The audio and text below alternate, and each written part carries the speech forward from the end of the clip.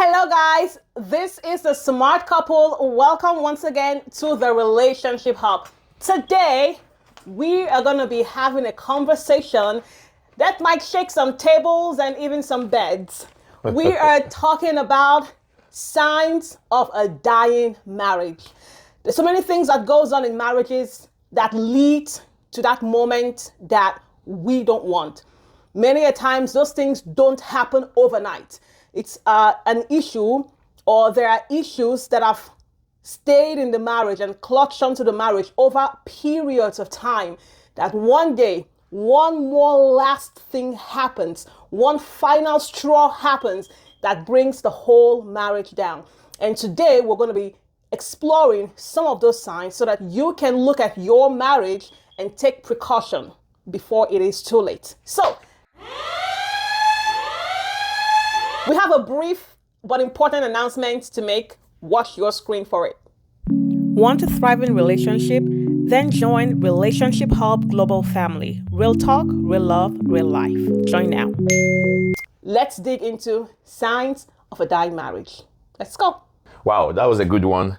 Yeah, no marriage just dies like that. There are things that must have been happening. It's either it was ignored, Yep. or it wasn't taken seriously, and before you know it, they land in divorce and other things. So one of the reasons is when there are constant conflict in marriage and it's unresolved, and it leads to cold treatment, and that's a sign. The reason why that is important is when there are constant, you quarrel more, or you argue more than the time that you guys spend having good times.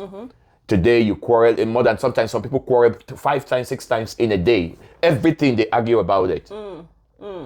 You can never come to compromise in anything.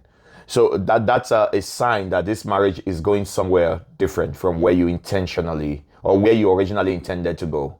And when the conflict comes up, how long does it linger? When it lingers beyond necessary, today, when we have conflict, I give you cold shoulder, it's not resolved. Before you know it, it keeps piling up. No, not just piling up. The time that we spend communicating is lesser than the time we should to keep a healthy marriage going. Does that make sense?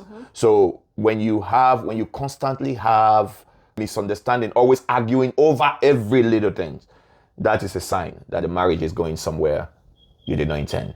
Okay. All right. So another sign of a dying marriage is when you get to the point of indifference towards each other, meaning you don't care anymore.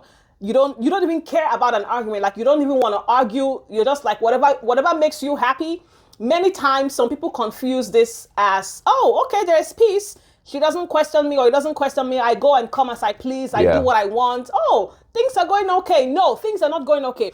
When the person is supposed to be concerned over what you do, because that's what marriage is about. It's about compromise. It's about accountability. It's about responsibility. When the person you're with doesn't care anymore, whether you come back at 12 a.m., 3 a.m., whether you smell of a different fragrance than what is accustomed to you, they just don't care, right? That is when you know that things are dying. They become so complacent about the marriage. That is one of the worst things that can happen in a relationship.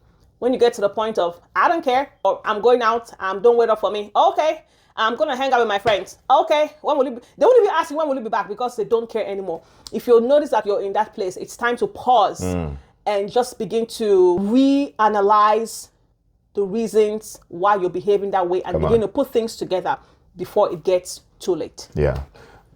So another reason too is when you find out that your communication in the house is just on the surface level. There's no more, you guys don't talk about deep things. It's just, how are you? Fine. How was your night? Fine. And all those kind of conversation just on the surface level, that even when you want to have a communication with the person, your spouse, it looks like it's a chore that they gave to you to do, that you have to do it. And when you start having that feeling, and your communication level in your home has gotten to that point where you struggle to talk, it's a sign that the marriage is dying. I think when you can't talk about how you feel. Your day. You can't express Yeah. your vulnerabilities. Yeah. You know, what's going on in your life besides the how was your day good? How did you do fine? How did you go? Okay. Yeah. You know. You know, and you know, some people find it so, when you get to that point, you find it so hard to talk to your spouse that if you want to talk about something that is bothering you, you feel more comfortable calling someone outside, calling a friend, whether male or female friend, to express how you are feeling, and you have a spouse at home. It's a big sign where your communication is just on the surface level. It's a big sign that this marriage is heading somewhere. Yes, and sometimes it could even be the fear, like there's that fear of even communicating because they don't know how you're going to respond to whatever it is that they want to communicate. Maybe it could even be that complacent, indifferent part where you just don't care about what they're saying anymore. Yeah. And that's really a big thing. Yes, it is, because communication is key in marriage. It is key. When you don't have opportunity to talk, it's a big problem. Yeah.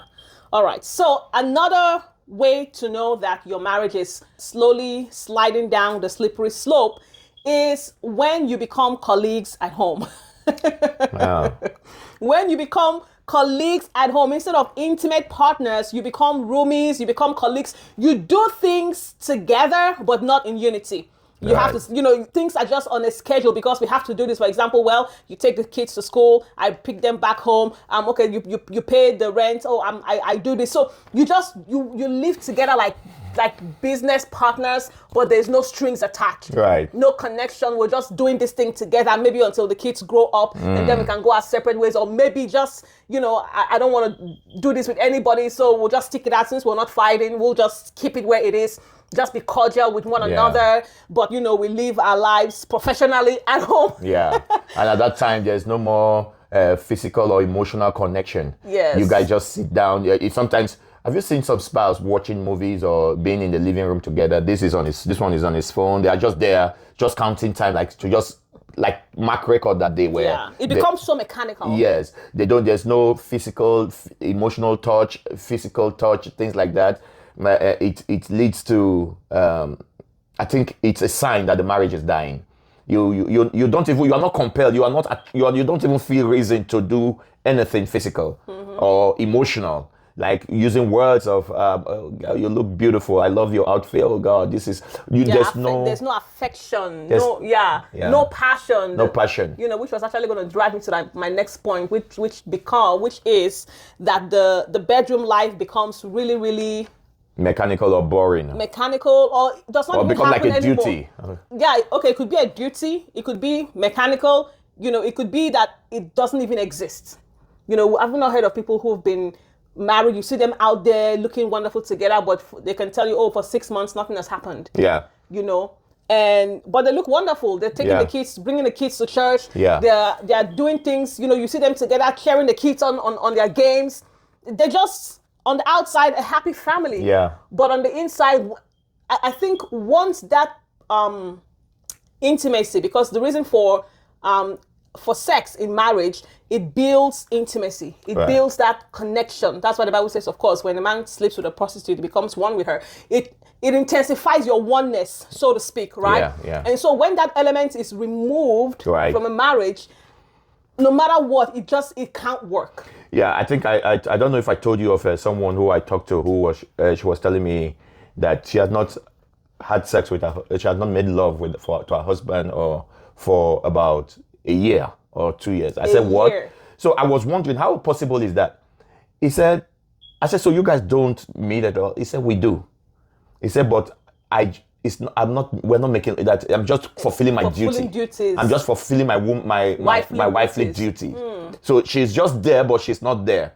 So situations like that, it's already, you already know that this lady is heading towards disaster. Yeah, and I think talking about this, I think we need to do a whole different episode concerning the bedroom situation. Yeah, I think we need to do an episode like that. Yeah. Because, you know, just on that, because that's a whole nother dimension and realms and dimensions. Yeah, and we have to touch on that. But yeah, that's really, really a big issue. And of course, when that happens, you know that there is no way that someone is not going to go out there and do something crazy. Yeah.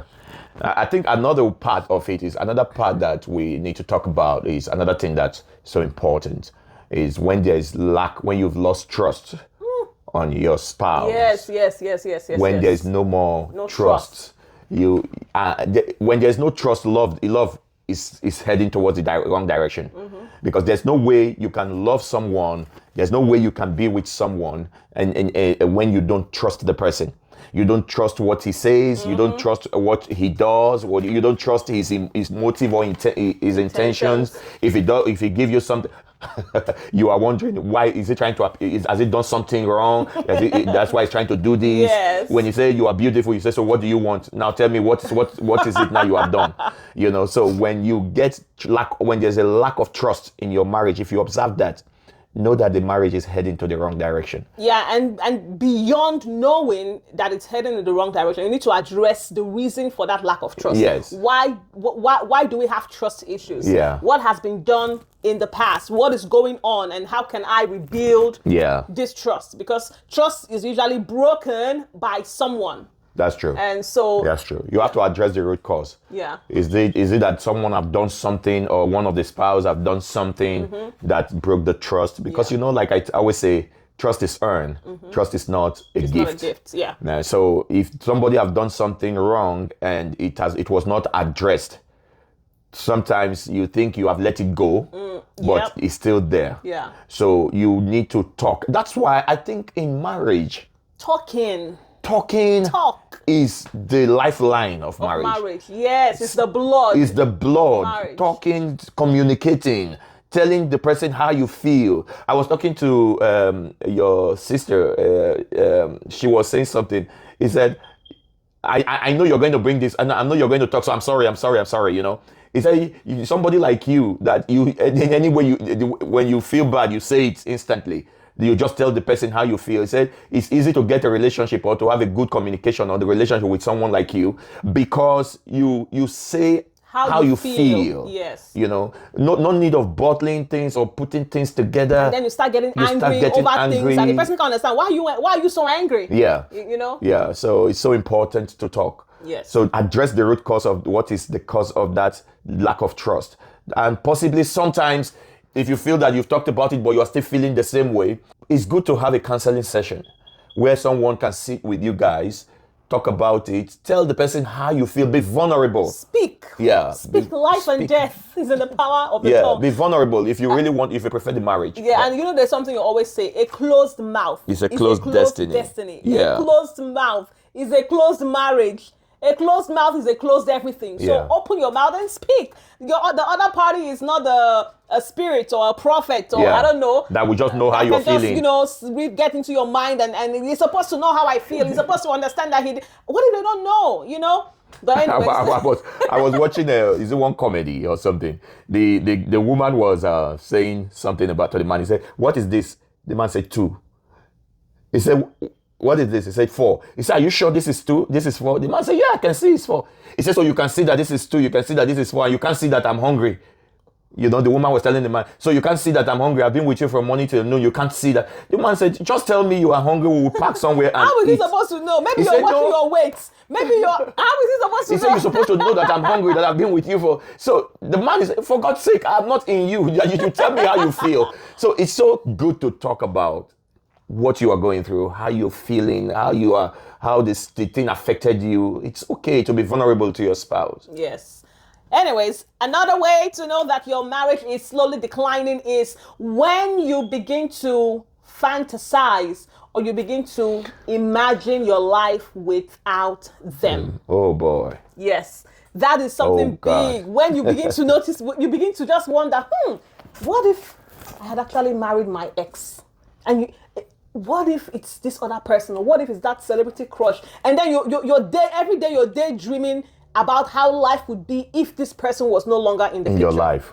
You begin to try to become independent. If you're that kind of person, for example, as for a woman, if you're that kind of woman who always depends on your husband to do, some things, fix your tire, do this and do that and all of that, you begin to imagine, what if, let me start doing this stuff on my own, because now you're anticipating life without them. I'm not saying you can't do those things on your own, you can, but I mean, of course I don't, because why should I? You should try to be doing it anyways. Why should I? I remember one time I traveled, I have to call you guys, can you change your oil please, of the car, one of the cars. Yeah, so but when you observe that, you have to pause. Why am I thinking about life without the person that I'm currently living with. This person is supposed to be my forever. We're supposed to be together till we grow old or until death do us part. Why am I thinking about life with somebody else? Whether it's imaginary, whether it's an ex, whether it's someone you currently have a crush over, whatever it is. When you find yourself doing that, then there is something going on. Your best moment, your best moment is when you fantasize of the person that you should have been, or someone else that you could have been with. Maybe and that is that's a bad sign. And that's actually where, of course, infidelity comes into play, because when you begin to think about these things in your mind, you begin to create these images in your mind, out of, the Bible says, guard your heart, for out of it proceeds your experiences, so whatever it is you're beginning to think about, imagine about, sometimes may even voice it out. Whether one way or another, by reason of divine order, you would find that opportunity, that kind of person will suddenly appear out of nowhere. You'll probably meet life has a way of honoring the word of God. Right. Right. So be mindful of your thoughts. If you're in that place, bring yourself back. Like my husband has said, I'm sure every episode you always hear about communication. Communicate. Tell them what is going on. This is forever, honey. Yeah. Another sign to know that your marriage is draining is you find solace, or you not prioritize things above your spouse. Prioritize the children, prioritize your work, prioritize the chores at home, prioritize everything. You Yes. You finally got it now. Not forget it, so this is no more promise. So yes, when you start prioritizing things above your spouse. Now, when you are among your friends, some people actually prioritize their friends. But I told you I'll be spending time with my friends and let go of the other plans they have with their spouse. That is a sign that your marriage is going in the wrong direction. Some people actually prioritize their hobby. I told you I will always have this time to myself, so I don't want you within my space. I don't want. So it's a sign that your marriage is heading in the wrong direction. Yes, when the person that should be first becomes the last. When you begin to seek outside attention, when you, for example, maybe things are going on at home. Your wife isn't complimenting you, telling you how muscular you look. Your husband isn't telling you how pretty you look anymore. And you intentionally go out of your way to seek validation somewhere else. Right. You're excited about just being the center of attraction for someone else. Right. So when you see yourself in that situation, going above and beyond. I mean, I know this is one of the main reasons why people cheat. When sometimes when I watch those cheaters, anyone watch cheaters where they catch people who are cheating, the first thing you hear, you never told, like when they caught one lady, you never told me how beautiful I was, you were, but he always told me how amazing I looked. I'm like, is that the reason why you would go? Yeah. Because I never told you. That's true. I'm not saying that these things are not important, but it is important. They are important. But when you see that you're beginning to, for example, when you go to work, listen, there are things that are happening, right? Sometimes you go to, for example, a lady, I'll give an example for both. You go to work, everything that you do is because you want the opposite sex to compliment you. That extra red lipstick, that extra liner, that extra lash, that extra tight dress and everything, you are doing it not because you want to look great and go do your about your business, but because you want that guy that you are having something with, whether you have something with them or not, but you just want that other person to compliment you. You just want that outside attention. Yeah. And of course it could be a deficiency of something, what's happening at home. And the same goes for the guy. Yeah. If you're in you and it's not something you can say, am I seeking attention? No, every human being knows what they're doing. Yeah. So when you go out of your way to seek attention and validation from the opposite sex, something is going on. And what causes some of those things when you have a spouse at home that don't tell you, there's this part of you that wants to be affirmed. Every human being. Especially ladies though, please men. If you have a spouse, your wife, don't get too used to her. To her beauty. Don't get too used to whenever she dresses, it's one of those things. She's already fine. If you are not fine, why am I still keeping you? That's how some men behave. If I don't love you, have you seen some ladies? She didn't tell me, it doesn't tell me he loves me. The men in their mind that if I don't love you, why are you still in my house? Why are we still together? But that is not enough. It's okay to say, honey, I love you. If that is what will keep your marriage. If she wants you to say it morning, afternoon, evening, go ahead. After if all, she dresses, you're called to love her. Yes, if she dresses, let you be the first to give her that confidence from home that even if she goes out and someone says, oh, I don't like the way you look, you say, oh no, my husband loves it, or my husband said he loves it, or I like it. That is what it is. Give her that confidence. If she have that confidence from home before she left home, no matter what she hears outside. Her confidence level is built. So if she doesn't hear it, she start looking for it from outside. So sir, ma'am, sirs, learn to tell your wife they are beautiful. Yes. Even when the mirror says it to them, they want to hear it from you. Yes. That they are beautiful. They are looking great. Although it doesn't mean that every time they wear some things, even the one you don't like, you say they are beautiful. I'll tell you, go and change that. I don't think that's nice enough, Yes. Yeah. It's all about, I think in every communication, it has to be laced, fabricated in love. Everything you say, as long as you say it with love and respect, and the other person, of course, trusts and understand your motives, I don't think you have to explain how you're saying what you're saying. Yeah. Because I was telling someone, even as a pastor, sometimes, I dress sometimes, and some people say, you're not supposed to wear this as a pastor. And once I wear it at home and my wife says, oh, baby, you look great. That's all that matters. When I go out and you say I didn't look like a pastor. That's your problem, honey. Well, that's an opinion. Yep. I've gotten a validation from home that I'm good and what I'm wearing is fine. So it's good to have that validation from home. And please, just so that we're balanced, ladies, you also need to validate your man. What does a man need validated? Many a times it's not really his looks, because men don't care, right? They can wear one shirt for the whole 10 years and they're okay. What most men need to be validated is their ego.